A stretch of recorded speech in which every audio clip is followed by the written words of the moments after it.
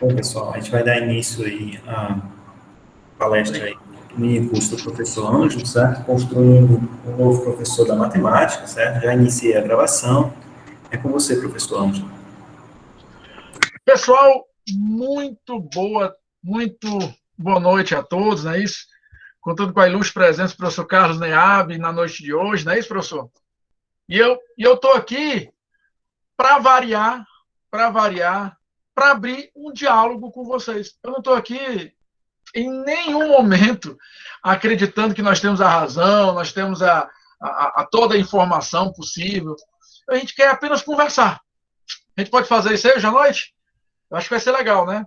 Se a gente tornar o que seria uma palestra, o que seria um curso, algo ligado à ideia de uma conversa, a gente consegue crescer juntos, né? E já imaginou se todo mundo sair daqui sendo excelentes professores ao final do dia, né? Ou melhor, ao final da noite, não é isso? Vai ser espetacular. E é isso. Eu queria começar aqui com vocês fazendo uma pergunta, né? Alguém aqui, tirando o professor Carlos aí, que eu já sei que ele é um estudioso assíduo da BNCC, né? Alguém que já viu em vários momentos o que ela traz de bom e o que ela traz de ruim aí, e já até deve ter estabelecido diversos debates já sobre o tema. Mas eu queria saber aí como é que estão vocês, alunos, como é que estão os outros professores do Instituto. O pessoal tem visto alguma mudança? Deixa eu dizer por que tem que ter visto uma mudança. Porque a BNCC é de 2018, entendeu? Se a BNCC é do final de 2018, ela foi feita ali no final dos 45 do segundo tempo do governo Temer, para não deixar nada para o outro governo, então alguma coisa tinha que ter sido colocada em prática já. Já são 2 anos e um pouco. Eu sei que teve a pandemia, né? Mas alguma coisa já poderia ter sido colocada em prática. E vocês foram atrás de saber que coisas eram essas? Pois é. Nós ainda estamos dando aula de que tipo, hein? Olha como é legal, professor. Tem uma coisa que eu sempre gosto de refletir, sabe? Eu tive aula com um professor na década de 80 e 90 que me ensinou a dar aula de acordo com o que na época era bom. E aí, será que eu tenho que cortar esse cordão umbilical com esse professor, com esse modelo de aula que ele me ensinou? Por exemplo, eu só sei dar aula de equação do segundo grau do jeito que o meu professor ensinou da aula de equação do segundo grau, porque ele me ensinou assim, não é isso? Se eu aprendi assim, então existe uma tendência natural de eu achar que aquilo que ele fez foi bom. Ora, eu não aprendi daquele jeito. Se eu aprendi daquele jeito, então deve ter sido bom. Então eu quero reproduzir.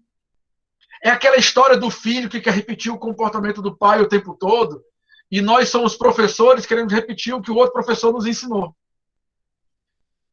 Será que está na noite? Está numa noite boa? A lua está boa hoje para a gente, de repente, dar uma virada de página?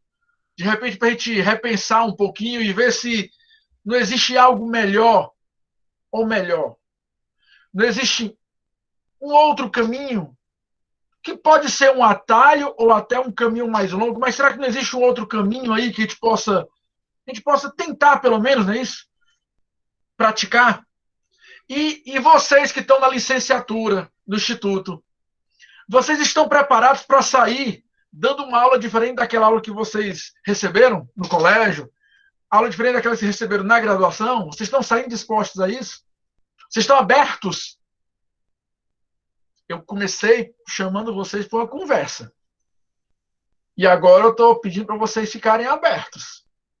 Eita, é difícil, viu? São 2 desafios. A gente querer conversar e a gente estar aberto ao diálogo. Tem uma coisa que eu escutei um dia desse, sabe, que eu achei espetacular, sabe?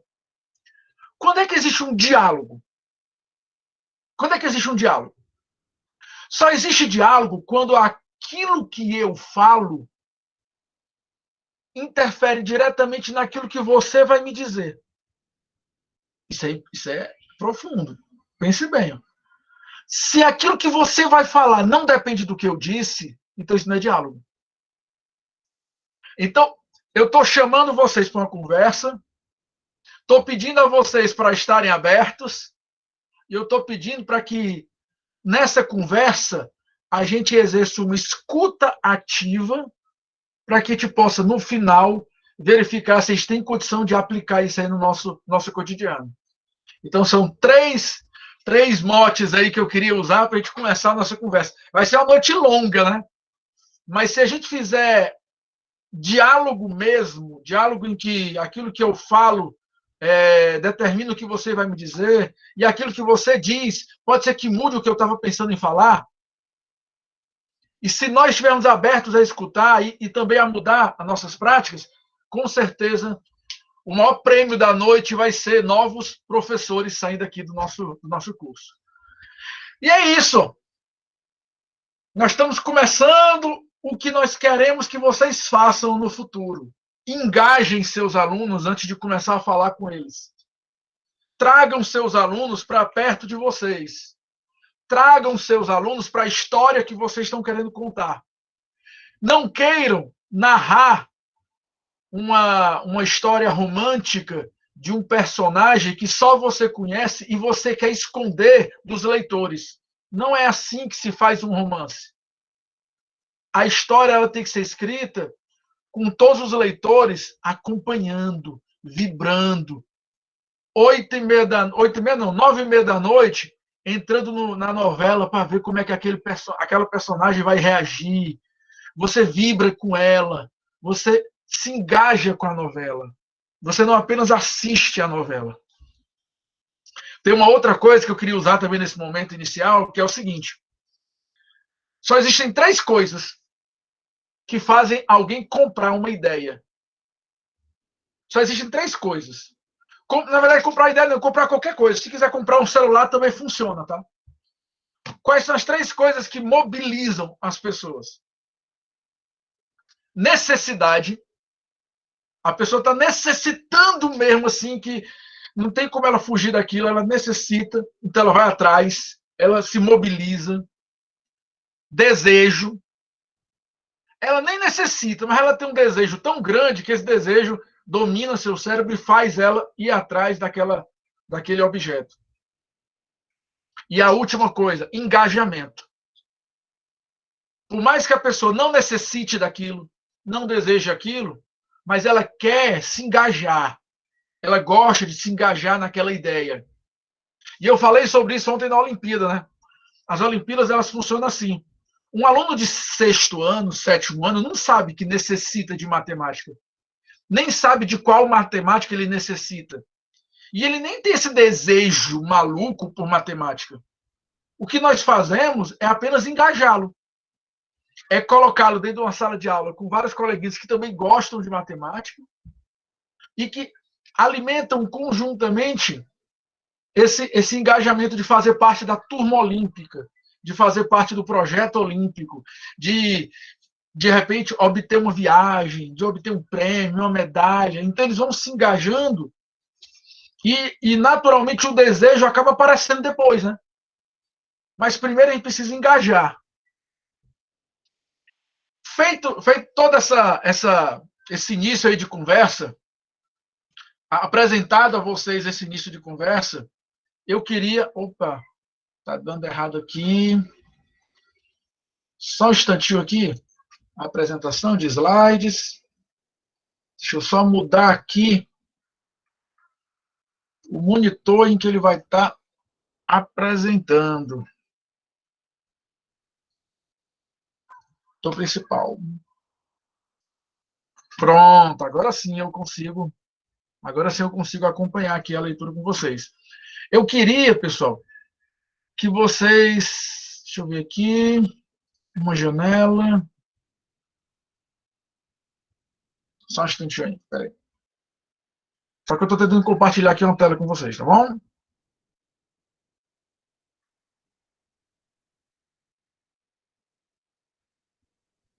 Só um instantinho.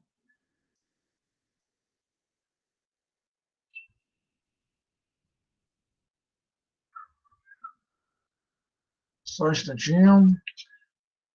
Rapaz, o caboclo aqui se enrolou agora aqui, mas vai dar certo. Compartilhar a tela 1.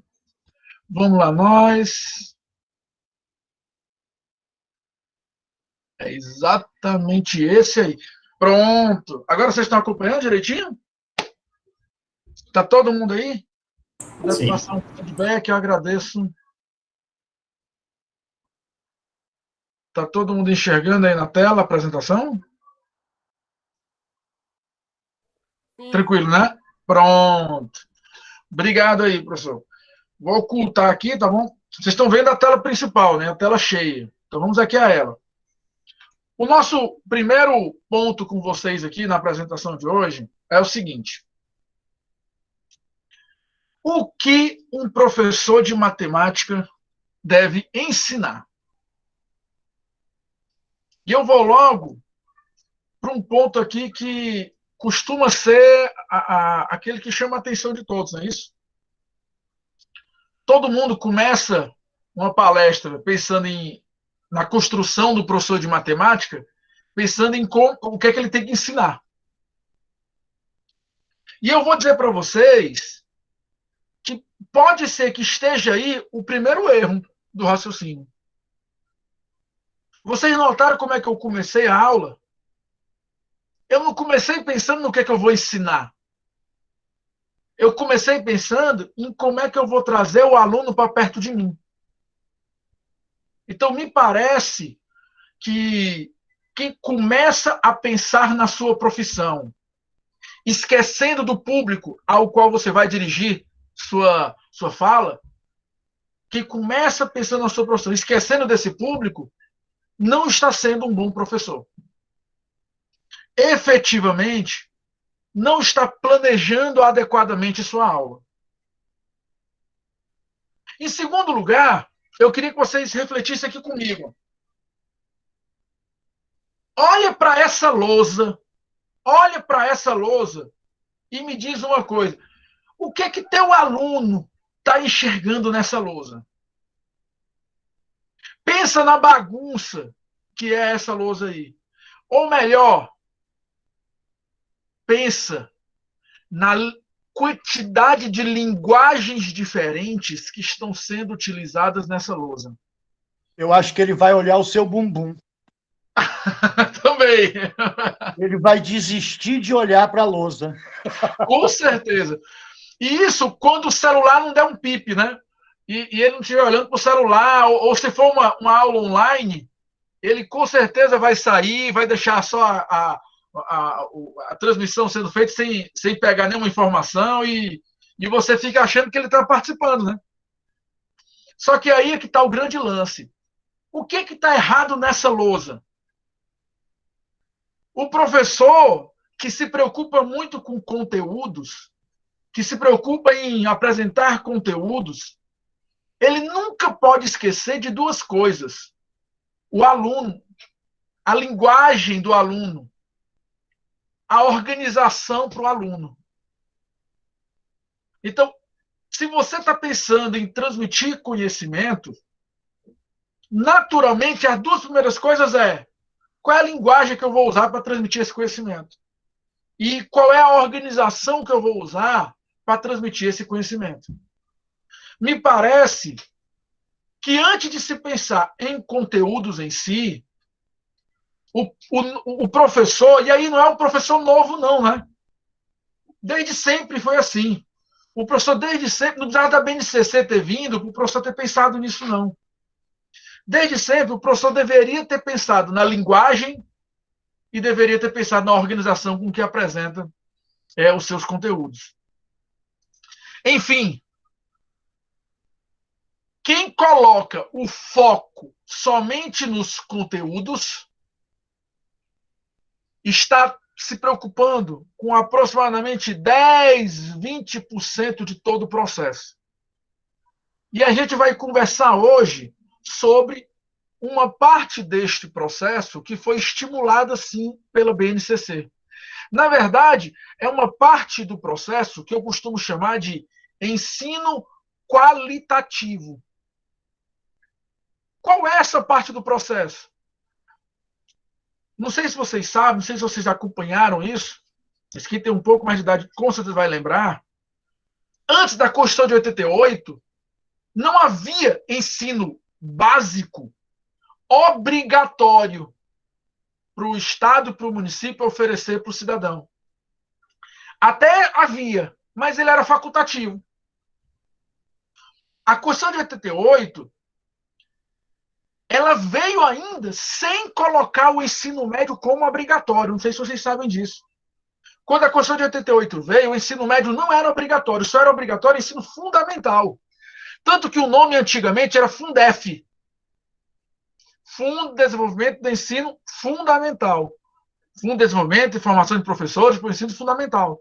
Não havia preocupação com o ensino médio. Só 10 anos depois, em 98, foi que o ensino médio passou a ser obrigatório. E o Estado passou a ter que fornecer isso aí para todos. Só que, até então, a luta era só por botar as pessoas dentro da escola. O que ia ensinar lá dentro, qualquer coisa que ensinar estava valendo, porque eu estava preocupado em chegar a retirar esse nível de analfabetismo que nós tínhamos no Brasil. Hoje, se o Ceará tem 98% das pessoas dentro da escola e na idade certa, se a gente tem 98% das pessoas dentro da escola e na idade certa dentro da escola, isso já é um grande avanço. Então, já podemos dar o segundo passo, que é o passo da qualidade. E esse passo da qualidade, ele faz parte de compromissos internacionais brasileiros nos anos 2000. O que importa é que a BNCC não é uma política de um partido, não é a política de um governo. A BNCC é uma consequência natural da evolução da educação básica no Brasil ao longo dos últimos anos. Então, ela naturalmente aconteceria. Mas, Ângelo, a BNCC fala pouco de conteúdos. A preocupação da BNCC realmente não é conteúdos, porque se descobriu que em muito que se estava ensinando, não havia uma consequência prática. Eu tinha pessoas que iam para as engenharias, que precisavam aprender logaritmo, que precisavam aprender geometria analítica, mas, ao mesmo tempo, eu tinha gente que ia para o direito e não precisava disso e era submetido a esses conteúdos. Então, o que se precisava fazer no ensino médio? Se precisava repensar esses conteúdos. Se precisava dizer, espera aí, nós precisamos criar uma formação geral, uma base de conteúdos, e todos os demais, que já são ensinados hoje em dia, nós podemos continuar ensinando. Mas a título do que a BNCC chama de itinerários formativos. Então, não confunda. A base, propriamente dita, a base é a formação geral, com a política nacional de ensino médio, que envolve, além da base, os itinerários formativos.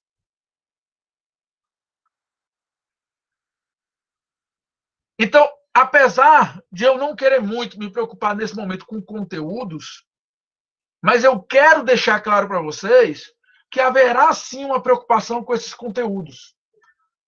Mas essa preocupação com os conteúdos, ela faz parte de um pedaço do raciocínio apenas, não é um raciocínio completo. Ângelo, qual é essa preocupação com conteúdos? É pegar coisas que não se aplicam a todas as áreas e jogar essas coisas para itinerários formativos. A minha dissertação de mestrado, eu fiz uma proposta de currículo. E, por exemplo, na minha proposta de currículo, as geometrias plana e espacial continuavam quase na sua integralidade no que eu chamava de disciplinas para uma formação geral. Mas eu colocava outras situações, outros conteúdos, claramente só para quem quiser. É o que aqui no Ceará nós tínhamos até um tempo desse, que nós chamávamos de provas específicas. Tinha o vestibular que era a primeira fase e tinha o vestibular que era a segunda fase. Quem fazia engenharia fazia o provão, aí depois, na segunda fase, fazia prova só de matemática e física. e redação. Não precisava estudar especificamente conteúdo de história, geografia, biologia, química. Bastava estudar matemática e física. A BNCC, não sei se vocês sabem disso, ela propõe 5 itinerários formativos. O nome dos itinerários são quase iguais aos nomes das disciplinas do Enem, né? Das provas do Enem. É o itinerário da matemática e suas tecnologias, ciências humanas e suas tecnologias, ciência da natureza e suas tecnologias, linguagem e suas tecnologias, não é isso? E tem o último itinerário, que é o itinerário da formação profissional, formação técnica profissional. Então, uma escola pode orientar seus alunos e dizer o seguinte: espera aí, pessoal, o ensino médio ele vai ter uma formação geral, mas vocês vão ter a opção de fazer cadeiras específicas. Escolham as cadeiras que vocês querem. Vai ser muito parecido com o currículo da faculdade. Na faculdade tem as cadeiras obrigatórias e tem as cadeiras facultativas, não é isso? Aí você pega e fala, eu quero fazer tais e tais facultativos. Então, no ensino médio já vai ter isso. O cara chega e fala, eu quero fazer o itinerário formativo de humanas. Aí ele vai fazer as da formação geral básica e depois ele vai fazer só cadeiras de humanas. Mas, Ângelo, e se eu quiser fazer 2 itinerários formativos? Pode. E as escolas são obrigadas a fornecer pelo menos 2 itinerários formativos. Mas notem, que falar de conteúdo é chato, porque é uma decisão do cara, o cara já tem que no ensino médio dizer, eu quero ser engenheiro, eu quero ser médico, eu quero ser professor de linguagem, O cara já tem que tomar decisões muito cedo na vida dele. E é isso que vai acontecer. Essas decisões podem ter erros? Podem. O aluno pode fazer o itinerário formativo e desistir? Pode. O problema não é aí. O problema é que, como a gente não tem essa cultura, por escola, só vão ser obrigados 2 itinerários formativos. Ângelo, e se eu não quiser nenhum dos 2? Troque de escola. Procure uma outra escola próxima que tenha aquele outro itinerário formativo. Mas como é que pode? Eu sou aluno de escola pública. Como é que eu vou conseguir isso aí? Os sistemas de ensino, eles têm a obrigação de disponibilizar todos os itinerários formativos. Os sistemas. Mas não em cada escola. Pessoal, inviabilizaria a educação no Brasil se tivesse que fornecer todo itinerário em toda escola. Tem uma escola ali na Messejana que tem 2 terceiros anos. Cada terceiro ano tem 40 alunos. Para bancar isso aí, a mensalidade é R$1.000 e tantos reais. Aí eu pergunto a vocês, se tivesse itinerário formativo, se tivesse os 5, matemática, humanas, linguagem, natureza e formação técnica, profissional, tudo fornecido por essa escola, quantos alunos iam fazer cada itinerário desse aí? Será que nós teríamos pelo menos 20 fazendo matemática, 20 fazendo história, 20 fazendo formação profissional? Só são 80 alunos. Lembre-se que a sua escola é uma escola de bairro, pequena. As escolas pequenas não iriam existir se elas fossem obrigadas a manter 5 itinerários formativos. Então, o itinerário formativo, ele é, sim, um ponto importante, porque ele cria a ideia de que você vai ter uma formação geral e uma formação específica. Porém, ele pode ser uma grande sinuca de bico, porque o itinerário formativo ele pode limitar a formação dos alunos que estão naquela escola. O itinerário formativo pode dizer, quem faz parte da escola X da Messejana só vai ter acesso a itinerários formativos A e B. E aí pronto. O cara quer o itinerário formativo C, ele vai ter que procurar outra escola. Porque cada escola só precisa fornecer 2 deles. É financeiro, é para viabilizar também a educação. Principalmente para as escolas particulares. E a escola pública? Imagina você tem escola pública por aí, pessoal, que tem 4 salas de primeiro, 4 de segundo, 4 de terceiro. Mas tem escola que só tem uma sala de primeiro, uma de segundo e uma de terceiro. Como é que ela vai ter os 5 itinerários formativos? Como é que ela vai pegar os 40 alunos e distribuir os 40 alunos para 5 itinerários formativos? Ah, e tem um detalhe. Quando eu falei itinerário da formação profissional, qual formação profissional? Vai ser soldador, mecânico, eletricista? Vai ser técnico de estradas? Vai ser técnico em telecomunicações? Vai ser o quê? Qual é a formação profissional que a tua escola vai oferecer? Ela vai oferecer um curso de moda? Ela vai oferecer... Qual o curso que ela vai oferecer? Para tentar viabilizar um pouco isso, e aí eu ainda estou nos conteúdos, a BNCC, ela permitiu, na verdade foi nem a BNCC, foi a lei, né? A lei que diz a Política Nacional do Ensino Médio. A lei permitiu que as escolas fizessem convênios com outras instituições. Então, por exemplo, esse colégio que eu falei lá em Messejana, ele não precisa ter formação profissional, mas ele pode fazer um convênio com o Senai, o Senac, e o curso que for feito lá no Senai e no Senac valer dentro da escola. Para ganhar crédito dentro da escola, para ganhar como se fosse horas-aulas cumpridas dentro da escola. E com isso você vai permitindo estruturalmente e economicamente que as escolas consigam oferecer. Do jeito que está, não conseguem. E aí eu faço um outro desafio a vocês. Alguém já viu alguma escola implantar itinerário formativo? Claro que não, com essa confusão que está tendo aí no governo, não vai implantar. Sabe o que é que eles resolveram fazer? Eles resolveram criar vamos dizer assim, uma brecha. Vou aproveitar de uma brecha da lei. Sabe qual foi a brecha? Que podem ser criados os itinerários formativos conjugados. Itinerários formativos combinados. Como é que é um itinerário formativo combinado, professor? É assim, cara. É igual essa apostila de terceiro ano que o pessoal tem por aí, que é um resumão de tudo. Pois é, essa apostila, que é um resumão de tudo, ela simplesmente é o itinerário formativo combinado. Mas aí é que tá, galera. Aí é que tá o grande lance. Essa discussão entre o que é da base e o que é dos itinerários formativos ainda é uma discussão sobre conteúdo. E eu não estou aqui para falar sobre isso. A gente pode até, no final, voltar a falar sobre isso, e até eu posso mostrar a lei, mostrar como é que foi feito cada uma dessas coisas, mas eu queria que vocês entendessem que é uma discussão sobre conteúdo ainda. O que a base fez foi dizer, ó, esses conteúdos são os conteúdos mínimos que todo mundo tem que aprender.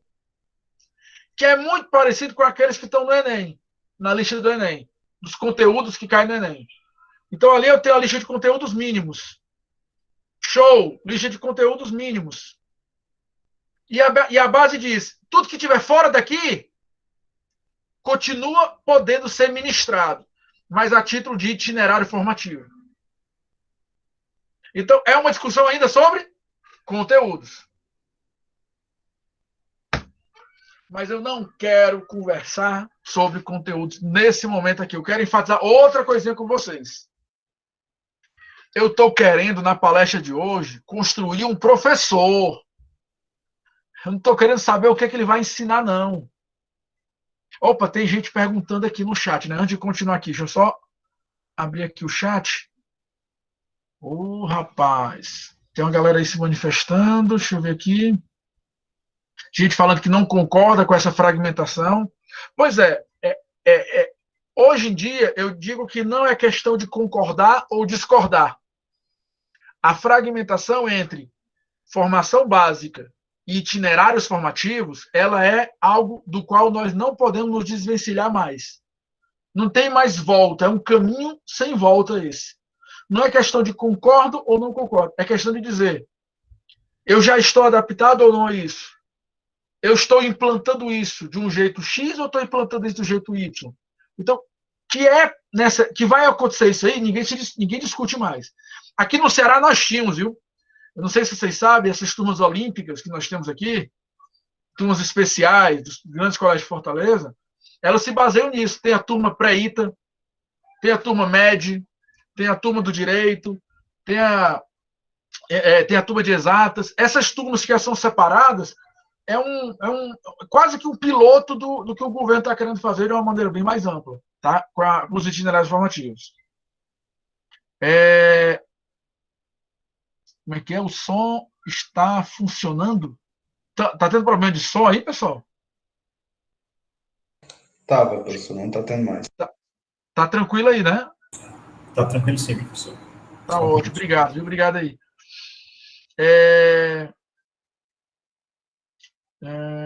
Ótimo. O Caio Emanuel perguntou, Ângelo, essa obrigatoriedade aí, ela tem um prazo para entrar em vigor? Tem. Ela tem 5 anos para entrar em vigor. Isso quer dizer que daqui a 2 anos ela tem que estar em vigor no Brasil. Eita, Ângelo, onde é que está dizendo isso aí?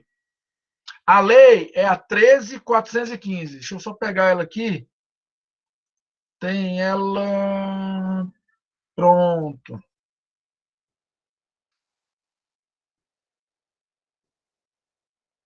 Só um instantinho. Tem...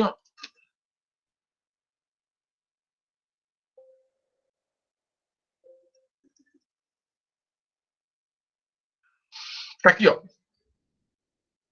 É o artigo 1º, logo, da lei que instituiu, né? Deixa eu até botar para vocês acompanharem. Vocês conseguem ver aí direitinho, ó? Sim, professor. Tá vendo aí a lei 13.415, de 16 de fevereiro? E detalhe, ela é de 2017. A BNCC é de 2018, mas a lei que criou tudo já foi em 2017. Um pouquinho depois do impeachment. Ela institui, ela altera a LDB e, de certa forma, ela estabelece como é que vai ser implantado essa nova estratégia de ensino médio no Brasil, tá bom? E logo para o Caio, que perguntou, Caio, está aqui, ó. A carga horária mínima anual de que trata o inciso 1, deixa eu só repetir, qual é o inciso 1? O inciso 1 diz que a carga horária mínima anual será de 800 horas para o ensino fundamental e para o ensino médio, distribuído por um mínimo de 200 dias letivos, de 200 dias de efetivo trabalho escolar, excluído o tempo reservado aos exames finais, quando houver. Aqui, pessoal, a ideia é bem simples, né? Hoje, nós temos 200 horas. Mas no futuro, a gente não vai ter 200 horas. Desculpe. 800 horas, 200 dias letivos. A gente não vai ter 800 horas, 200 dias letivos. Olha o que vai acontecer no ensino médio, e é especificamente para o ensino médio. Essa carga horária ela vai ser ampliada de forma progressiva no ensino médio até ela chegar em 1.400 horas. Então, Ângelo, como é que funciona então hoje em dia? O ano tem 200 dias. Tem. Eu tenho 4 aulas por dia. Não, eu não estou falando 4 aulas, não. São 4 horas. É por isso que as escolas de Fortaleza têm 5 aulas por dia. Para cumprir essas 4 horas. Porque como as aulas são de 45 ou 50 minutos, se fosse só 4 aulas, todo dia ficaria devendo 40 minutos. Então, para compensar isso, as escolas botaram aula de 50 minutos e botaram 5 aulas. 5 vezes 50 minutos, 250 minutos, passa de 240. E aí cumpre as 4 horas por dia. Cumprindo 4 horas de aula, 4 horas de aula por dia, ao final de 200 dias, elas vão ter cumprido 800 horas. Só que essa lei, ela estabelece que a cada certo período, eu vou aumentar de 200 em 200 essa quantidade. Mas, Ângelo, e os dias letivos? É só aumentar. É só botar o aluno para ficar mais tempo dentro da escola. Não é assim. Porque, pela lei, os dias letivos não precisam ser alterados. A escola pode manter os seus 200 dias letivos. O que vai acabar acontecendo é que as escolas vão aumentar a carga horária por dia. Elas vão botar o 6º tempo para todo mundo. Aí, daqui a algum tempo, bota o 7º tempo para todo mundo. Depois bota o 8º tempo para todo mundo. Mas, Ângelo, aí é loucura. O cara vai passar o dia todo na escola. Pode acontecer também de fazer assim, ó. Você, de segunda a sexta, estuda de manhã e na segunda e quarta à tarde. Ou segunda a sexta de manhã e terça-feira é tarde e noite. Então, as escolas vão ter uma flexibilidade para poder implantar isso aí. O que importa é que, imediatamente, elas já vão ter que aumentar isso em 200 horas. Ou seja, se tem 800, em até 5 anos, eu falei 2023, na verdade é 2022, não é isso? Caio Emanuel que perguntou, nós estamos em 2021, não é isso, Caio? Nós estamos em maio de 2021. No próximo ano, em março, todas as escolas do ensino médio já tem que ter pelo menos 6 aulas por dia. Para que com as 6 aulas cumpram as 5 horas diárias, para que ao final dos 200 dias elas tenham as 1.000 horas cumpridas. E para frente? Para frente eu não sei. Eu sei que muitas escolas particulares já têm 6 aulas todos os dias. Mas as escolas públicas nem todas possuem 6 aulas por dia. Tem escola que eu descobri que só tem 4 horas de aula, 4 horas aulas por dia. Então elas vão ter que fazer um salto bem grande, né? Vão ter que aumentar 2 aulas, ou seja, vão ter que aumentar 50% do que tem hoje. Então isso aí é muito dinheiro, é contratação de muitos professores, é concurso, é toda uma estrutura, mas já está acabando o prazo. Foi por isso que no ano passado houve um grande concurso no Estado, contratando tanta gente aí como teve. Enfim, eu acredito que tenha tirado a dúvida aí do Caio, né? Eu não sei se tem. Deixa eu ver se tem mais algum aqui. Não, não era para ter iniciado esse ano. Como eu disse, tem até março do próximo ano para iniciar isso aí.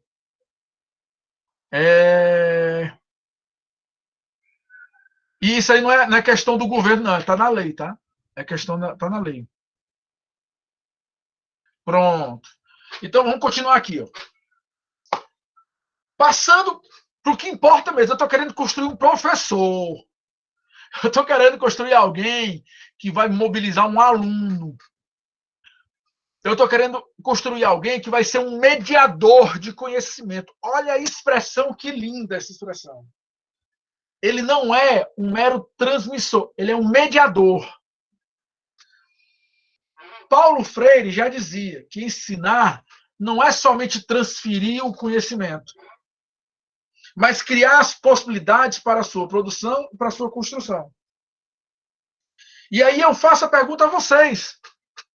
Vocês estão entrando numa sala de aula e criando as condições para o conhecimento ser criado? Ou vocês estão apenas cuspindo fórmulas e mandando seus alunos decorarem? Ou vocês estão apenas cuspindo conceitos e mandando seus alunos decorarem? Ontem, o professor Neab, de forma primorosa, espetacular, ele mostrou vários exemplos do ensino fundamental em que os alunos ficam decorando o que é centímetro, o que é milímetro, e não conseguem ter a noção do que é centímetro e milímetro. Professor Neab, agora que você estava falando ontem, eu lembrei do meu marceneiro, sabe? Rapaz, o filho de uma égua. Ele olha para um pedaço de madeira, aí diz assim, ó, essa aí é madeira de 15 milímetros, essa outra é de 18 milímetros. O filho de uma égua, ele consegue descobrir uma diferença de 3 milímetros no olho. Isso é o quê? é interesse. Ele sabe que se ele souber isso aí, quando ele for na marcenaria, ele vai conseguir conversar com a vendedora de maneira diferente. Ele não vai ser enganado. Ele não vai precisar ficar toda hora. Aí ele se esforça, é treino, é hábito. Ele vai todo tempo com hábito, se apresentando e fazendo o quê? Olhando, comparando, sentindo, pegando texturas e vendo texturas. Na faculdade de engenharia, a primeira cadeira de mecânico do solo, sabe como é que é o primeiro trabalho? O professor bota em cima da mesa um punhado de areia, um punhado de argila e vamos dizer assim, um material que é intermediário entre a argila e a areia, chamado de silt. E fala assim, ó, peguem, aí agora, vocês alunos, peguem, sintam e me digam as sensações que vocês estão sentindo. Me digam aí, qual é aquela que quando você pega, esfrega, depois ela se limpa sozinha, e aquela que sua mão ainda fica suja. Para você entender a diferença entre argila e areia, tem que passar por isso. Então, me parece, professor, que nós temos que, também no ensino fundamental 2, no ensino médio, nós precisamos trabalhar com a ideia de vivência. Nós temos que apresentar os conteúdos construindo vivências com os alunos. E quanto mais nós trouxermos essa vivência para a vida real do aluno, como Paulo Freire falava, mais a gente vai ter o aluno encampando a ideia, se engajando. Imagina você falar de milímetro para o marceneiro, a atenção que ele vai dar é gigantesca. Agora, imagine falar em milímetro para quem só quer ser advogado, que não vê a utilidade disso na sua vida. O que você precisa fazer? Qual a experiência que você precisa fazer para trazer ele para perto de você? Como é que você vai mostrar a prática desse conhecimento que você quer apresentar para ele? Se você ficar só transferindo, sem observar se o outro está absorvendo, sem observar se o outro está demonstrando algum interesse nisso, teu trabalho foi em vão. Eu sinto lhe dizer que essa é a culpa dos teus alunos tirarem notas baixas nas provas. Eles alguns nem se preocuparam em escutar o que você estava falando. Você não os comoveu. Existe uma frase que é mais ou menos o seguinte: nós só aprendemos aquilo que nos emociona. Nós só aprendemos aquilo que nos emociona. Para aprender, o cérebro precisa se emocionar. Galera, isso é tão espetacular. E isso é tão real. Cara, quando tu tá fazendo uma prova, qual é a questão que tu mais se lembra? É a questão que tu acerta ou a questão que tu erra? Aquela questão que tu erra, cara, tu olha para ela e fala, putz, eu errei só isso. Aí você fica se martirizando. Você cria uma experiência que faz com que aquele conhecimento nunca mais seja esquecido. Imagina quando você vai para um conteúdo e o professor canta uma música, o professor mostra uma situação real em que aquilo ali foi aplicado e você vê que você viveu aquela mesma situação há alguns dias. Vamos imaginar a situação daquele professor que esquece de decorar a fórmula, esquece de apresentar a fórmula decorada e fala assim, vamos tentar entender? Esse choque é tão grande, vamos tentar entender, que só ele pode cativar o teu aluno, pode emocionar. Então, se eu estou querendo construir professores, o professor tem que, sim, ter um conhecimento para passar. Sim. Tem que passar por aquela discussão. Se ele vai apresentar um conteúdo da base, um conteúdo de itinerário formativo, beleza. Mas ele tem que saber o caminho para apresentar isso aí. O caminho para mediar a ida do conhecimento do seu cérebro para o cérebro do seu aluno. O seu aluno, ele precisa criar um interesse. Porque nós só aprendemos quando a gente tem interesse. A emoção é guiada por esse interesse. Todo mundo aqui estava no Big Brother. O professor Carlos Deab, ele estava votando na Juliette. Estava, não, professor, também? O senhor estava votando na Juliette, que eu sei. O senhor estava. O senhor gritou assim, ai, Brasil! Não foi, não? Igual o Gil, eu vi que o senhor assistiu. Eu vi. Pode contar a verdade aqui para todo mundo aí, ó. Olha, eu juro que esse programa eu não assisto e jamais assistirei. Professor, Embora ele reflita muito da sociedade brasileira, eu não acho que ele reflete o melhor da sociedade brasileira. Então, eu não assisto esse troço. Nunca assisti esse troço. esse Nunca. é o ponto. A gente não precisa gostar para criar um interesse. O interesse por ele é um interesse banal, é um interesse lúdico. Aí eu pergunto a você, qual é a cultura que eu absorvo naquele programa? Nenhuma. Qual é mas eu tenho interesse. A gente discute. Você absorve uma coisa importante para a matemática, contra-exemplos. Professor, mas tem um detalhe importante também em qualquer caminho, né, que você opte por seguir. Claro. O professor que se mostra no mesmo mundo do aluno, que mostra que está vivendo, que está assistindo novela, que conhece as personagens que estão por aí, ele entra no cérebro do aluno. Então, assim, por mais que você não goste, assista. Por mais que use os seus caminhos, use algum caminho, mas use algum caminho para entrar. É aquela história, né, que a gente sempre diz. Existem atalhos. Agora, eu preferi passar 2 fins de semana me pós-doutorando em Pokémons. Eu sou PhD em Pokémon. Entendeu? Então, quando os meus alunos do 6º ano, eu entrei logo depois da professora de geografia, isso tem uns 2 anos atrás, e ela comentou, poxa, esses caras acham que a gente não gosta de Pokémon, né, Rádio? Eu digo, como não? Eu estou com um Pokémon aqui instalado no meu celular. Cara, os alunos ficaram maravilhados. Eu e a professora de geografia com software do Pokémon Go instalado. Sem dúvida, sem dúvida. E assim, eu costumo dizer o seguinte, qualquer caminho é válido. Claro. Desde que a gente use desse caminho para transmitir o conhecimento. Não sendo um caminho ilícito, não sendo um caminho imoral, antiético, né, de relacionamentozinho com algum teor de intimidade, que é abominável. Qualquer outro caminho que propicie uma aproximação das linguagens, ele acaba se tornando válido. Eu tinha uma brincadeira, professor, quando eu comecei a virar professor do 3º ano. Aqui em Fortaleza tinha um jornal chamado Jornal da Rua. Quem é mais antigo vai lembrar dele aí, o Davidson, acho que o pessoal ainda está aí na palestra ainda, eu acho que o Show também está. O Jornal da Rua é um jornal sensacionalista. Deve ter uns no Rio aí também. O sensacionalista do tipo F1000 capota e perna toma Doril.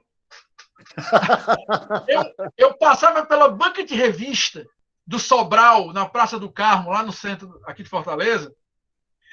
Aí, todo dia, antes da aula, eu lia a manchete. Só para quê? Para falar, galera, olha a pérola de hoje. Aí eu falava a pérola que estava no jornal. Só para quê? Para criar um caminho, um elo aí de comunicações. Ele também é humano, né? Ele também vive essas...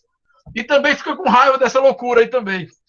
Então, naturalmente, era um gancho que eu puxava para conversar com ele. Tinha outra que era assim, a outra, viu? Essa aqui foi épica. Essa aqui foi uma das mais faladas, inclusive na minha turma da faculdade, todo mundo ainda hoje lembra. Polícia estoura boca de fumo e véia papoca. Mas não é velha, não, é véia. Véia papoca, escrito no jornal em letras garrafais na capa. Mas era uma coisa massa, entendeu? Assim que era piada, era um motivo de risada, mas um motivo que fazia criar algum interesse por mim. Eles não estavam criando nenhum interesse pela geometria analítica que eu ia ensinar para eles. Eles eram pé da vida com a equação de circunferência, a equação de parábola, mas eles ficaram felizes comigo. Eu me tornei alguém atraente para eles. Aquela fala fez com que eu me tornasse atraente. Então, Usem das ferramentas possíveis para vocês romperem essas barreiras. Essas barreiras são muito difíceis de serem rompidas. Muito difíceis mesmo de serem rompidas. E quanto mais a gente puder romper, mais a gente vai acabar criando algum engajamento. Eita, Ângelo, mas esse engajamento é fraco.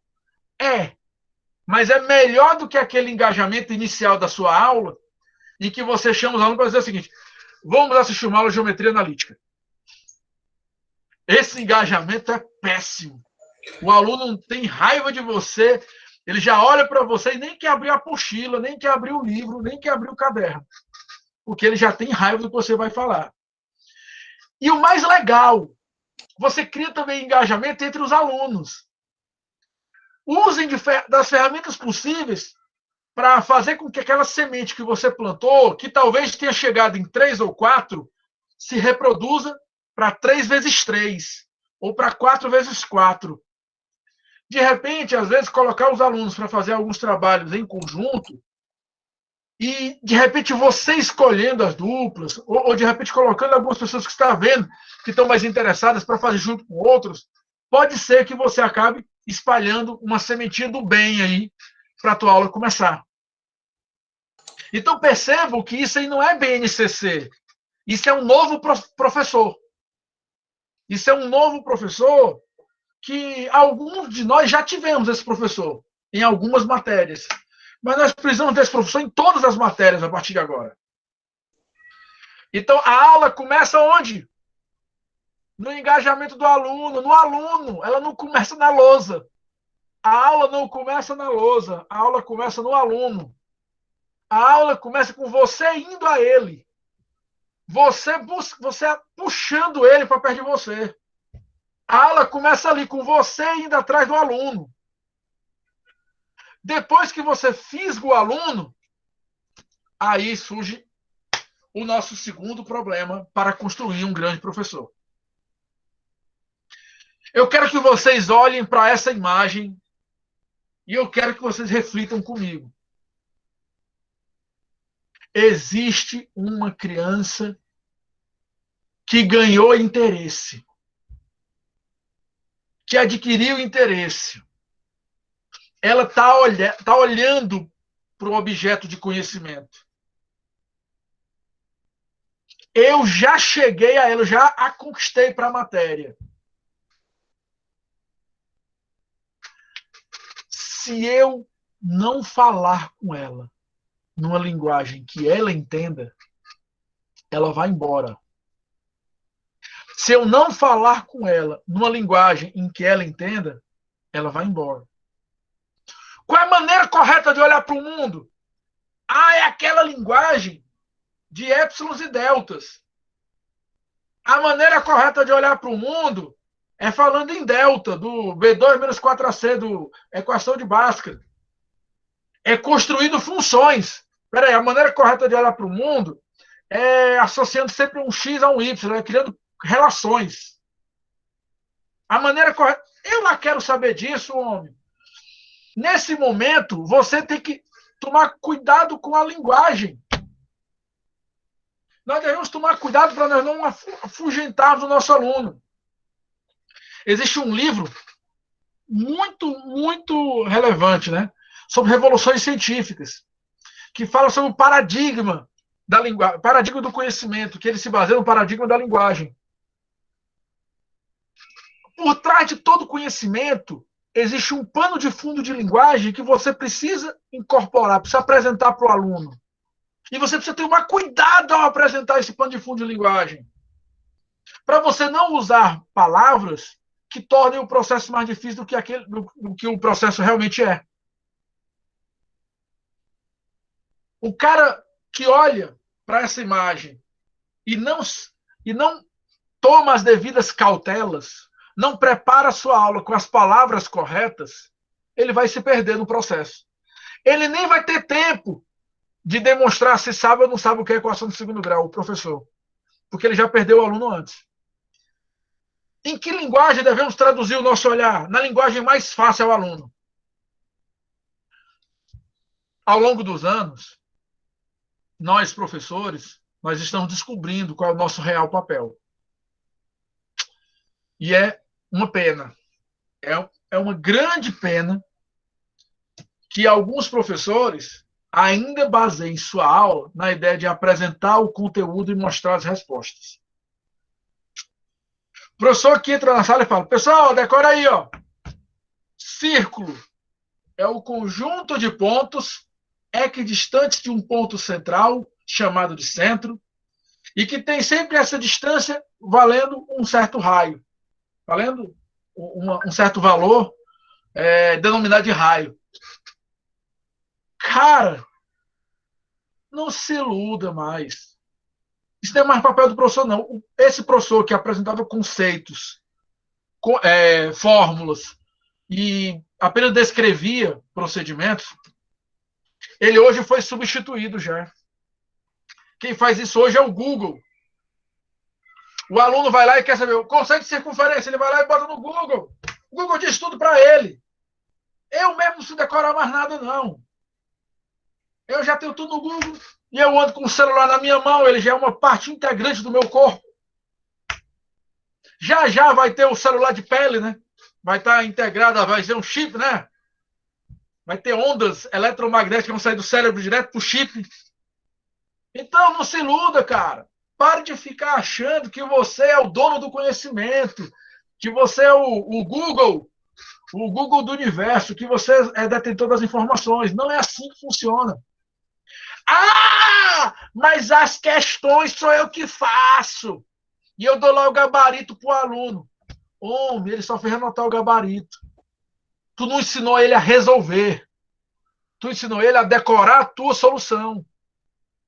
Então, tua aula de matemática é igualzinha à aula de história de antigamente, porque até a aula de história já mudou. A aula de história hoje é reflexiva. A aula de matemática, que é mandando o aluno decorar, decora aí, ó. Quando cair assim, você faz isso, ó. E quando cair assim, você faz aquilo outro. Isso aí não existe mais. E quem se preocupa muito com essa forma aí de explicar a solução de uma maneira mais compreensiva, não. Mas meu aluno entende a minha solução. Cara, isso tá cheio de gente no YouTube fazendo isso aí hoje em dia. Tá cheio de gente no YouTube fazendo isso aí hoje em dia. Nós estamos no terceiro momento. Nós estamos construindo um novo professor que está entre o terceiro e o quarto momento. Alguns já estão entrando no quarto, mas alguns estão no terceiro ainda. Como é que é o professor que nós precisamos construir? É o professor que pensa em como engajar o aluno através das suas diversas, ou melhor, nas diversas linguagens que ele vai apresentar, e em como tornar esse aluno habilitado para ele mesmo ser capaz de levantar as ideias condutoras de soluções. É esse aluno que sozinho depois vai chegar e falar o seguinte, peraí, cara, o meu professor, de vez em quando, ele traçava umas paralelas aí. Será que não é o caso de eu tentar uma paralela? Ele não tem certeza nenhuma de que vai dar certo, mas isso aqui é o lindo. O lindo da matemática ocorre aí. Quando ele descobre que ele não tem certeza nenhuma, mas ele tenta. Ele testa hipóteses que ele mesmo vai criando. Esse é o grande professor. O professor que encaminha o aluno a ele sair criando hipóteses. É o professor que fala, rapaz, eu não sei não. Mas testa aí, o que você acha que pode ser? Vamos testar, me diga aí o que em questões parecidas, o que a gente poderia ter feito? O que a gente pode fazer talvez nessa? Esse é o professor. Note que esse professor aí, ele está mediando o conhecimento. Ó. O conhecimento que ele adquiriu na aula teórica, o conhecimento que ele está sendo confrontado na questão, e está o professor falando, que tal? Que tal fazer isso? Que tal fazer aquilo? Bora tentar juntos? Tentem vocês em equipe, vai lá. De 2 em 2. O professor Neab falou isso aí ontem. Peraí, ó. Tu consegue com uma régua de 15 centímetros, tu está dizendo que com uma régua de 15 centímetros tu não consegue medir o tamanho do seu coleguinha? E em palmos tu consegue medir o tamanho dele? Peraí, calma. Se junta de 2 em 2 e troquem ideias. E me diga, a proposta é a seguinte, ó. Como nós vamos fazer para usar uma régua para medir a altura do coleguinha do lado? Converse entre vocês. Tirem o conhecimento do professor e botem os próprios alunos para descobrirem entre eles. crie um desafio saudável de eles conversarem, de eles dialogarem, de eles construírem conhecimento. Crie as condições para que os seus alunos sejam capazes de construir conhecimento. Como? Desenvolvendo suas aulas sempre a partir de atitudes. Faça com que sua aula seja uma aula, assim, não expositiva, mas uma aula propositiva. Uma aula em que o aluno sai dela falando, peraí, eu tinha umas aulas, sabe, que eu achava massa. Eu fazia questão de não preparar a aula. Como assim? Tu não preparava a aula? Era. As aulas de resolução de problema, eu costumava não preparar. Por que eu não preparava? Porque eu ia para a sala de aula, na frente do aluno de Olimpíada, e falava, bora tentar resolver? E parava na frente de questão, e tinha um momento que até eu brincava, eu fingia que não sabia. Aí eu ficava guardando, rapaz, e agora? O que a gente faz? Aí eu ficava pensando, rapaz, tu não tem noção como os alunos ficavam doidos. Fala, ele não sabe. Bora tentar fazer, bora. O aluno tentando querer superar o professor, adorando isso, era ótimo. Professor, diga aí, professor. Eu queria dizer duas coisas. A primeira é que eu não fingia, não, porque eu, há 40 anos atrás, dei aula no vestibular para o Nicolau. Tá? Então, naquela época não tinha internet. A gente ia para a biblioteca estudar, descobrir problemas de Olimpíada. Eu levava uma semana para matar um problema, que provavelmente em 2 páginas. Quando eu chegava na terceira linha, o Nicolau levantava o braço. O desgraçado já tinha matado a questão em 3 linhas, e a galera, então, já brincava. Fala, Nicolau. Ou seja, eu não precisava fingir, não. Com o Nicolau em sala, eu nunca sabia. Agora, eu queria falar uma outra observação importante. O teu discurso talvez esteja provocando em alguns professores uma pergunta que eu postei aí no YouTube.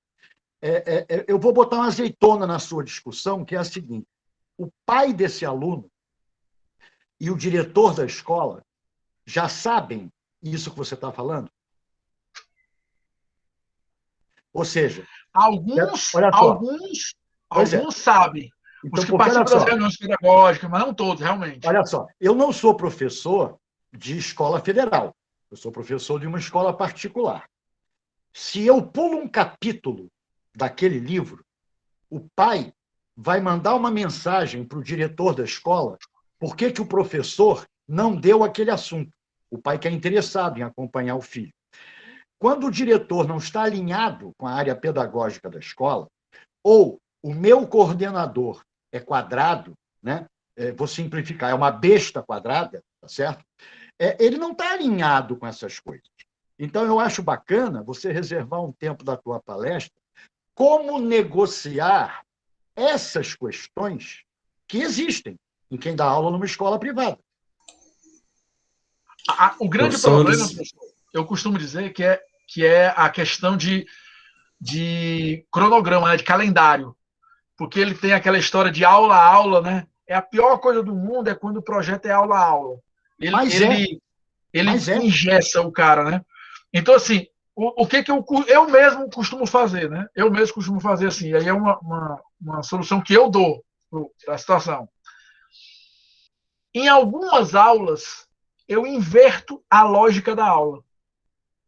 Em vez de começar apresentando o conteúdo de uma maneira altamente, vamos dizer assim, expositiva, com conceitos tal, eu faço o inverso. Eu começo apresentando várias situações problemas para eles, e ao longo das situações problemas, no final eles já tinham resolvido todo o capítulo e nem perceberam. Entendeu? Então, às vezes, o que nós precisamos planejar, assim, muito é isso. É como tornar isso viável, né? Como tornar isso viável.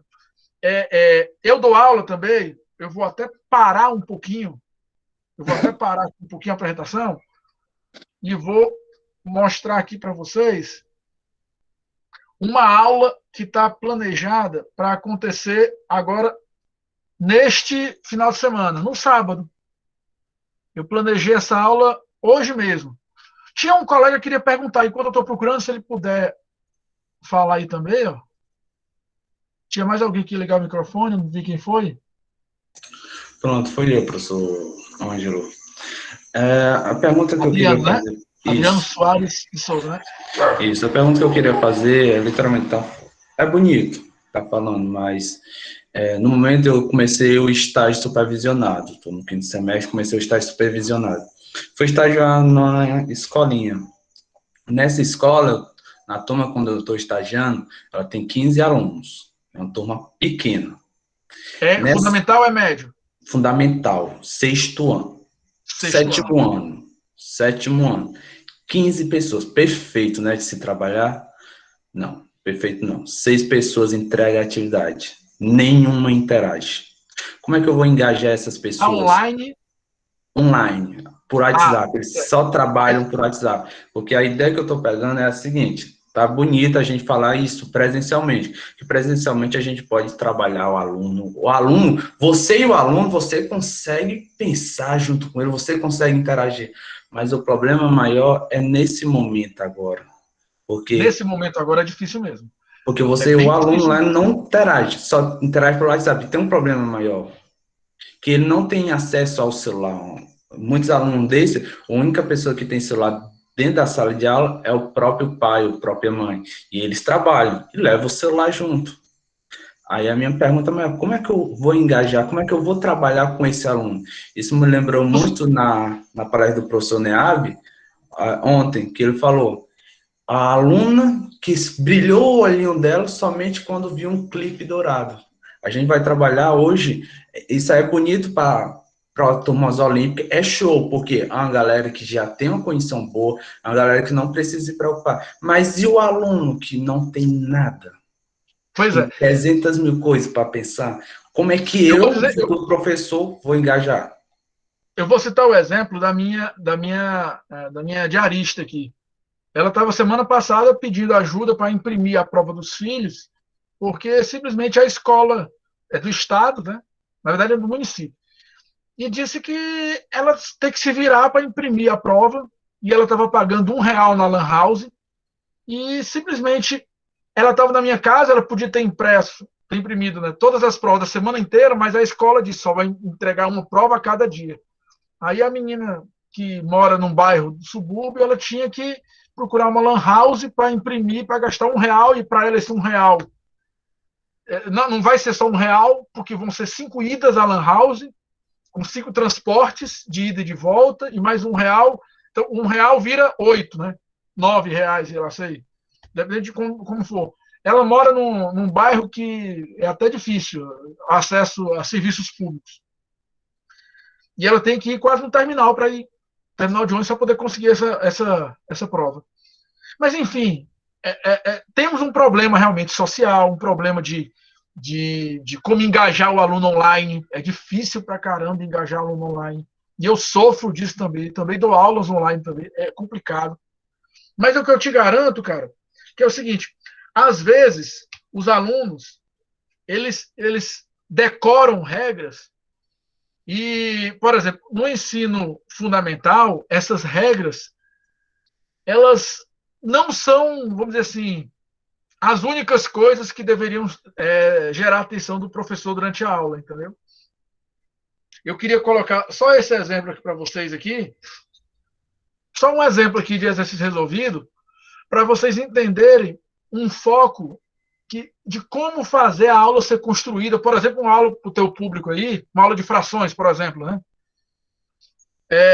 Uma aula de frações, cara, se você começar a aula simplesmente apresentando isso, a pizzazinha dividida no meio, dividida em 3 partes, dividida em 4 partes, né?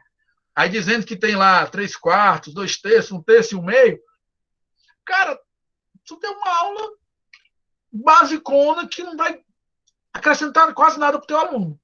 Sendo bem sincero mesmo assim, entendeu? Por que isso? Porque tu não falou aqui nessa aula o ponto principal das frações. Qual é o ponto principal das frações? E é essa lógica do novo professor, entendeu? O novo professor ele tem que saber o conceito, o que é fração, e tem que enfatizar para o aluno o conceito principal que está por trás dele.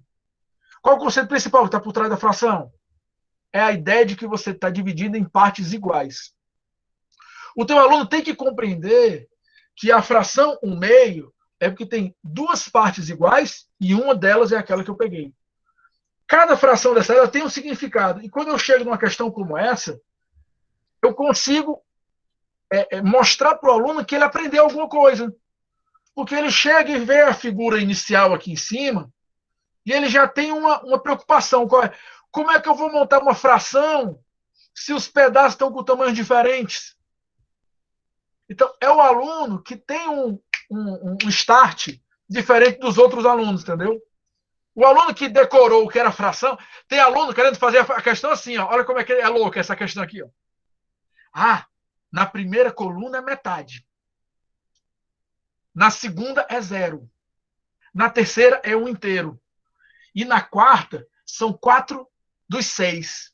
Aí ele diz que o total é 1 meio mais 1 mais 4 sextos. O aluno quer tentar fazer a questão desse jeito, entendeu? Então, assim, o aluno tem que entender, e o professor também tem que entender, como mostrar para ele que ele está vendo duas partes iguais na primeira coluna, mas essas partes iguais não estão iguais às outras. E que ele precisa fazer uma adaptação. E essa adaptação é muito conhecida com o nome de denominador comum. Quase isso, né? Que é o divisor comum, que é o cara que vai fazer com que todos os pedacinhos tenham o mesmo tamanho. Que vai fazer essa questão de frações se tornar uma questão de contagem. Ela deixa de ser uma questão de medida e passa a ser uma questão de contagem. Na hora que eu enxergo que os quadradinhos podem ser subdivididos para ficarem todos desse tamanho aqui de baixo, eu começo a enxergar que na minha figura, aqui eu tenho 3, com mais 6 dá 9, com mais 4 dá 13, e eu tenho 13 dentro dos 24 retângulos possíveis de serem ocupados aí nessa figura. Então, a fração do todo que isso aí está representando é 13 sobre 24. E não aquele somatório que ele tentou fazer de cabeça. E é importante que você mostre para o aluno o erro que ele poderia ter cometido. O novo professor, ele resolve a questão e depois ele fala, peraí, ó, mas quem tivesse pensado isso teria chegado nessa conclusão que estaria errada. O Enem, ele coloca distratores, não é isso? Seja um professor que mostra os distratores da questão, o seu aluno se acostumar a eles e não ser pego por eles em outros momentos. Aqui, pessoal, aqui é uma aula com 15 questões, muitas nessa lógica, entendeu? De como ensinar o cara o básico, né? Por exemplo, aqui é aula de terceiro ano, mas eu volto para ele e explico. Por que nós tiramos denominador comum, entendeu? Então, assim, que tal nesse momento da aula, você fazer uma pergunta para ele, trazer ele para a aula e perguntar, você consegue somar uma banana com uma laranja?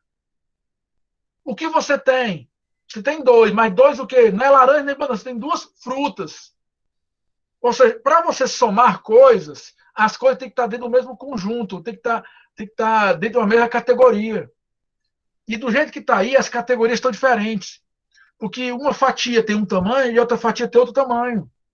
Para você poder somá-las, é importante que você faça com que essas frações tenham os mesmos tamanhos, com que essas categorias tenham a mesma identidade.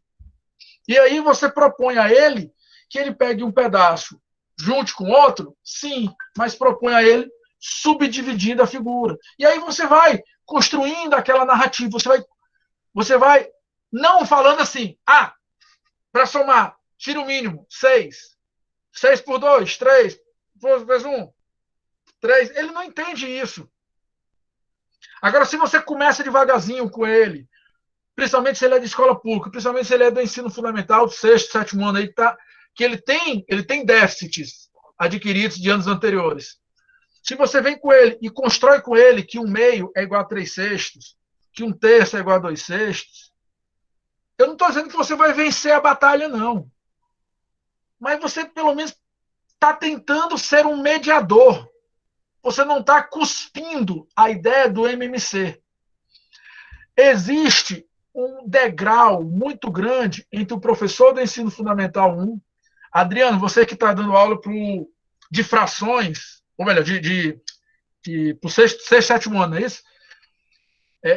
A É de professora frações que deu mesmo. aula de frações para ele, Adriano, no terceiro e quarto ano, ela falou isso aqui que eu estou falando para ti. Ela falou isso aqui. Aí, quando ela foi para o sexto ano e pegou o professor que foi direto para a história do MMC, o aluno que não acompanhou direitinho, tu já perdeu ele pro resto do ano todinho, entendeu? Ah, mas eu estava ensinando para ele outra coisa. Eu estava ensinando ele a construir a área. Piorou. Você usou da linguagem de frações para explicar um conteúdo, e nessa linguagem de frações ele tinha um déficit que você não sanou, e esse déficit virou uma bola de neve que te impediu de apresentar o outro conteúdo. Então, cara, assim, eu costumo brincar que a gente tem sim condições de construir. Por exemplo, uma brincadeira como essa, para aluno de terceiro ano. Como é que eles conta quantos quadradinhos tem aí? E aí ele vai verificar que tem quadrados completos, quadrados pela metade, quadrado com outro tamanho. Enfim, a brincadeira, pessoal, você vai ver a simetria da figura para contar mais fácil. Então, tem muitos conteúdos que o professor pode colocar como pergunta. Vocês viram? Eu falei alguma coisa de simetria na aula? Não. Mas eu vou jogando as perguntas, os alunos vão ver. Peraí, realmente é simétrico. Tem alguma simetria aí. Olha, uma dúvida muito grande de linguagem, né? No vestibular, tinha 9 de ciências humanas para cada 7 de ciências exatas. Qual a porcentagem de ciências humanas? O aluno se perde nessa questão. Se tinha 9 de humanas para 7 de exatas, no total tinha 16. E ele tem que lembrar que a fração é em relação ao todo. Então ele tinha 9 de 16, tinha 7 de 16. Então, entenda, existem situações em que você pode sim aplicar. E eu não estou falando nada inusitado. Eu vou falar de inusitado algumas coisas já, assim, entendeu? Que eu considero um pouco mais extravagantes, assim. Mas isso aqui eu considero totalmente possível de ser apresentado a vocês, tá bom? Considero isso totalmente possível de ser apresentado a vocês. Só não estou achando aqui o meu slidezinho. Pronto. Vocês... Opa, deixa eu só ver aqui como é que está. Só voltando aqui para a apresentação. Pronto, vocês estão acompanhando aí? Adriano, então, assim, essa palestra, ela busca trazer alguns motes para a gente refletir sobre o novo papel do professor. De uma maneira geral, para a formação de vocês, de uma maneira completa, para frente. É claro que no momento desse de pandemia, em que está tendo dificuldade com a internet, está tendo dificuldade com a atenção dos alunos, é claro que é mais difícil pôr esses motes, né, em prática. Cara, mas assim, o que a gente não pode é desistir, entendeu? Eu conheço isso, eu sei desse problema, porque eu vivo esse problema também. Também sou aluno também de uma faculdade também e vejo isso lá também com os professores. E aqui o nível da galera é um pouco mais alto. Mas, assim, é algo que a gente não vai ter como deixar de lado, entendeu? Assim, a gente vai ter que viver isso aí daqui para frente, pelo menos até a vacina chegar para todos e a gente poder voltar com mais tranquilidade para as aulas presenciais.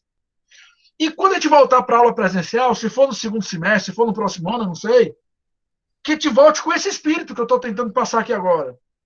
De conversar com o aluno, de ser um grande parceiro desse aluno aí nessa construção do conhecimento. O que é difícil, o que já é bastante difícil para a gente. O ensino tradicional, ele se baseia na mera apresentação de conteúdos, conceitos, fórmulas. A nossa proposta aqui, a nova proposta, que já vem com o Enem já há mais de 10 anos e já vem com a BNCC desde 2018, é uma proposta de desenvolvimento de competências. Eu vou colocar aqui os 3 elementos chaves dessa competência. Primeiro, objetos de conhecimento. O delta continua sendo dado, a fórmula de Bhaskara continua sendo dada, a equação do segundo grau continua sendo dada, a função do segundo grau continua sendo dada, o conhecimento continua sendo dado. Só que agora existe uma palavrinha aqui na frente. Qual é essa palavrinha? Construção. Vocês vão apresentar o conhecimento, só que vocês vão apresentar o conhecimento tentando engajar esse conhecimento em fenômenos da vida, tornando mais prático. E é por isso que a BNCC diminuiu o número de conteúdos da formação geral básica. A formação geral básica não tem mais, por exemplo, geometria analítica, não tem mais conteúdos pesados aí de outras disciplinas. Por quê? Porque ela quer que você pegue o básico e valorize isso aí e veja detalhes que você não via antes. Por exemplo, detalhes de gráficos que você não via antes.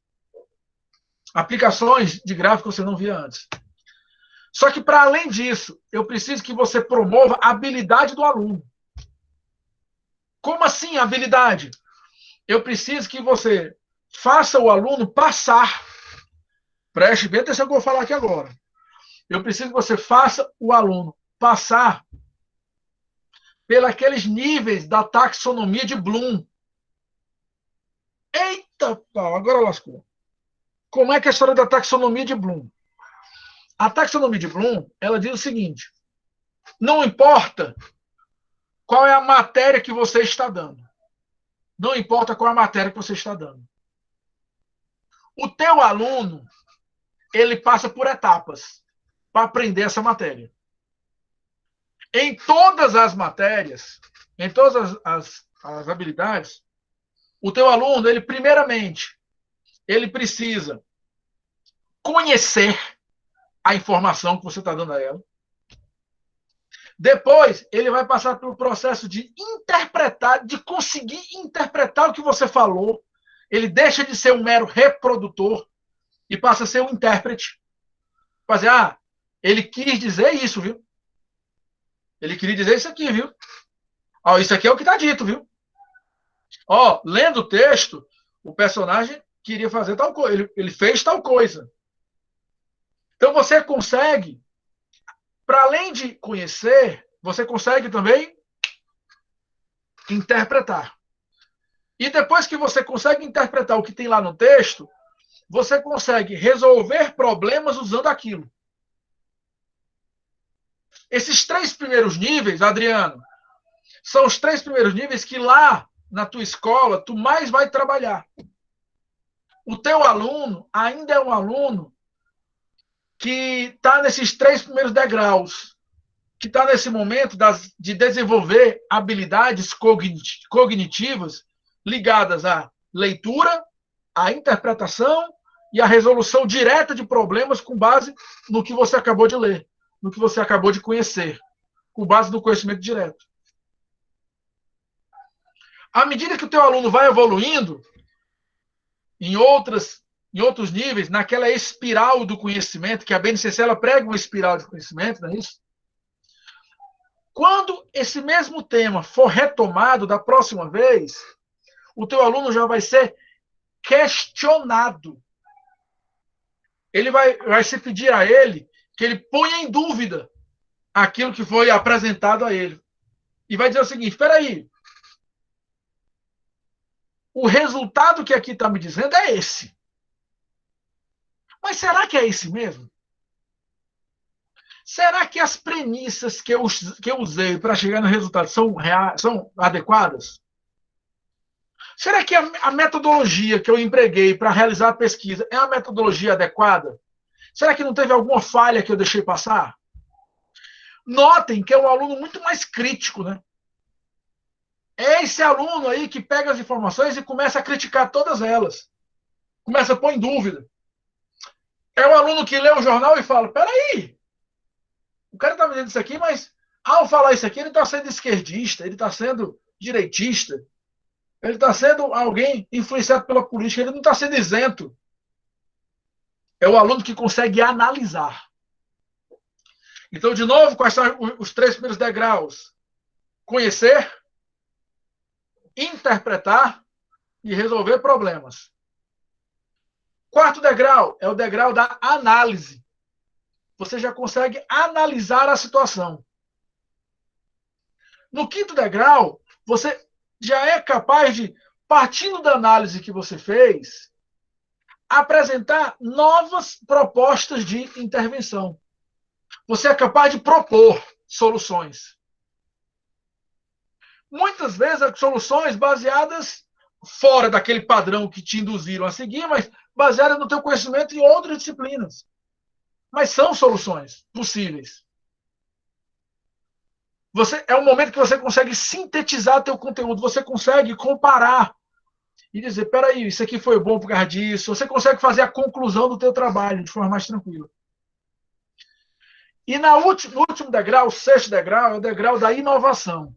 Você consegue ir além do conhecimento que já existe por aí e consegue criar. É o degrau mais difícil. É o degrau que hoje em dia, basicamente, o pessoal da redação faz, né? Nós, na matemática, ficamos muito ali pelo 5, no máximo. O pessoal da engenharia tem soluções inovadoras, mas na matemática a gente fica ali, ó. No ensino médio, nós ainda estamos ainda nesse patamar um pouco. Não conseguimos criar questões da sexta habilidade, segundo a taxonomia de Bloom. Notem a diferença, né, entre os degraus ligados ao conhecimento e os degraus ligados a desconfiar, a propor, a criar, que vão além do conhecimento. E, por fim, tem mais uma coisa muito importante. Esse professor de hoje em dia, ele tem que estar atento, ligado aos valores que ele pode estar embutindo durante o seu trabalho. O professor de matemática que não fala sobre proteção ambiental, proteção ao meio ambiente, durante a aula, ele pode cometer deslize e deixar o aluno para trás, não é isso? Deixar o aluno com déficit aí. Como é que ele vai chegar na etapa de análise das coisas se ele não tem valores de respeito ao meio ambiente, de respeito à pessoa humana, de respeito à dignidade da pessoa humana, não é isso? Se ele não é uma pessoa que exerce atitudes, se ele não tem autonomia, então ele não está preparado para argumentar, ele não tem escuta ativa, é alguém que está preso a um discurso fechado e acabado, que ele não mexe com ele. Então percebam que o conhecimento é algo que continua sendo dado, mas é algo que está numa parte da atenção apenas. Ângelo, e por que você fala tanto em BNCC e Enem? Por que você coloca o Enem separado da BNCC? Porque o Enem já fazia isso com a gente. Agora, imagina vocês criarem a base nacional comum curricular de uma hora para outra, pá! E não ter nenhum banco de questões para vocês trabalharem com seus alunos. O Enem é um banco de questões que veio sendo construído ao longo de 10 anos para que agora nós tivéssemos a base criada com um conjunto mínimo de questões que pudesse ser utilizado como referência para a gente. O Enem, pessoal, ele tem uma preocupação além dessas que eu falei para vocês. O Enem, ele cria contextos. Ele insere os conteúdos dentro de contextos reais, contextos práticos. Então, eu diria que o desenvolvimento de competências dessa nossa nova proposta, ela se baseia, sim, em conhecimento, habilidade, atitudes e valores, mas sempre trazendo isso para dentro de contextos reais. E aí eu faço a pergunta para vocês. Quando vocês fazem a prova dos alunos de vocês fazem as provas, vocês são daqueles professores que pegam as questões mais difíceis de cada capítulo e botam para o aluno resolver? Ou vocês constroem a prova seguindo a escadinha do Bloom, seguindo a taxonomia do Bloom? Vocês têm uma questão que avalia se o teu aluno apenas conhece o que você mostrou para ele? Você tem uma questão que verifica se ele consegue interpretar alguma coisa a partir daquilo que você ensinou? Você tem um problema para ele resolver? Note que problema é uma das coisas que você precisa colocar na questão. Você tem questões de análise na prova de vocês? Se você constrói uma prova gradativa desse jeito, você não corre o risco de ter alunos que aprenderam o que você falou, de serem bons reprodutores do que você falou, que conseguem até interpretar o que você falou, mas não conseguem resolver os problemas. E você consegue, na prova, avaliar isso. E você sabe, na próxima aula, onde é que você vai ter que atuar. Se você faz sua prova só com problemas, só com situações problemas, você corre o risco de, ao não ter colocado nada ligado às primeiras habilidades, você não ter percebido que os alunos estão diferentes. Tem uns alunos que já conseguem interpretar e outros não. Se você constrói uma prova somente pensando em Enem, só com questões do dia a dia, você corre o risco de pegar aquele aluno que aprendeu tudo que você ensinou, tudo, ele sabe tudo. Ele sabe tudo que você ensinou, ele sabe todas as fórmulas, todas as regras, sabe tudo. Só que ele sabe tudo naquele aspecto formal. Ele sabe resolver um x ao quadrado menos 4x menos 5, mas não sabe resolver um problema que gera essa equação. Então, o que eu quero que vocês entendam é que a prova de vocês, ela precisa ter um novo professor que construa essa prova com essa gradação das habilidades, pensando nessas etapas mentais que os seus alunos passam. O professor que apresenta o seu texto, não é isso? Que apresenta não, que faz suas cobranças, não é isso? Sem se preocupar efetivamente em graduar a evolução do aluno durante o processo de aprendizado, muitas vezes porque o próprio professor não sabe qual é o processo que ocorreu no aprendizado do aluno, o professor que não faz essa graduação, ele corre o risco de perder o interesse dos alunos que aprenderam alguma coisa da matéria. Eles vão se desestimular. Eles vão falar, pô, eu aprendi tudo, estudei tudo, sei tudo decorado, resolvi todas as questões, mas quando chegou na prova eu não consegui resolver nada. Porque o professor botou a prova dele toda em um certo degrau da taxonomia de Bloom, que ele não tinha conseguido. Ele alcançou o degrau anterior, mas aquele ele não chegou. Ele chegou no degrau, passou no degrau 1 e 2, mas ele não chegou no 3. Aí você fez a prova toda com base no 3. Aí o que aconteceu? Ele não conseguiu demonstrar alguma coisa que ele tinha. Que você poderia ter pontuado, que você poderia ter valorizado, que você poderia ter mostrado para ele que aquilo ali já foi um crescimento. Enfim, eu tenho para mim que o professor é um professor que precisa conquistar, precisa engajar, mas precisa ter muita atenção na hora da avaliação para que a avaliação dele reflita essas etapas. Antigamente, o professor era só apresentador de conteúdo. Eram raros os casos dos professores que faziam as provas para avaliar a habilidade cognitiva.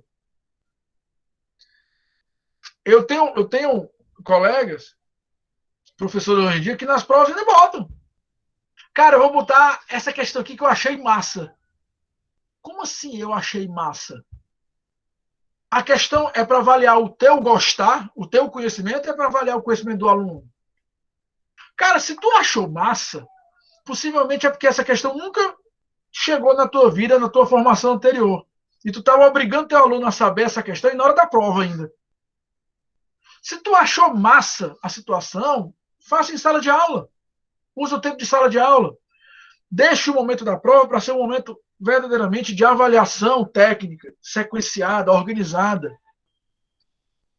Não é simplesmente pegar as mais difíceis de cada capítulo e botar para o aluno resolver. Ah, tem o item A, B, C, D, F, G, H. Eu vou botar o H em todas as questões. Pronto. Aí está feita a minha prova. Não é assim que funciona.